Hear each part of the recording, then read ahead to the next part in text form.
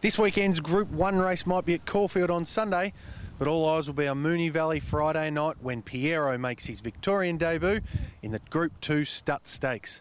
We were lucky enough to catch up with Gay Waterhouse's travelling foreman Dave Meijer, who gave us the word on how he's travelled down from Sydney. How's Pierro travelled down to Melbourne? In all honesty, I've never seen a horse travel like him. He just copped it on the chin the whole way. We had a nice 6-hour stopover in Wodonga.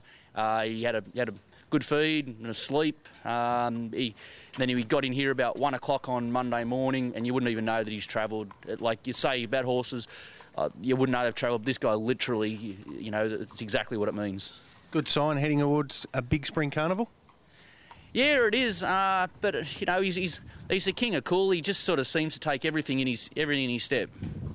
Now, he's done a bit of work in Sydney, the Melbourne way of going. He's been down here just about a week now. How's he settled into Flemington and adapted to working the Melbourne direction down here? He's a very adaptable and an extremely intelligent horse. And the first time Neville Auld, who's here with me, been riding him work, first morning we took him out for a walk around, a look around the track. You could just sort of see him sucking up the surroundings and sort of working out everything works. And he'd only been here an hour, and he sort of thought he was, you know, the king of Flemington already.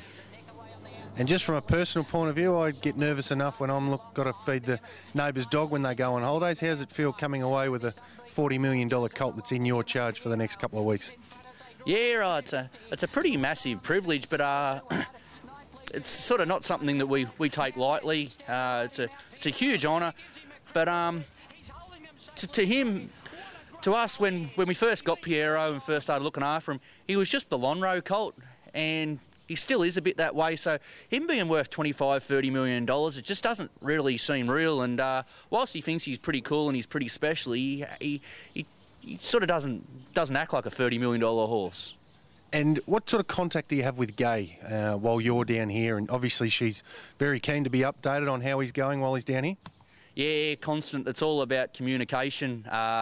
We speak a couple of times a day, and I constantly send text messages to one another. I always take photos of the horses out in the track or around here, and Gay really keeps a finger on the pulse. Do you notice anything different about Gay when she's talking about Pierro or when she's around him, knowing how valuable he is and what a fantastic colt he's already been? Oh no, Gay's always just business as usual. But I guess when she talks about Pierro, I guess there is a little bit more at stake. But you know, we've got his travelling companion here, Tribal Rock, and she takes him nearly every bit as seriously as she does Pierro. You mentioned Tribal Rock. He went to sale yesterday and had a win. He's kicked things off. Now Pierro's got to follow suit. Yeah, well, it's always good when you come away and you get a winner early in the piece. It sort of takes a bit of pressure off. It was sort of good to go to sale. It looks like a beautiful track, and the boss, when I was talking to the boss this morning, she was really impressive. What a nice track it was, and yeah, well, it's up to Pierro now.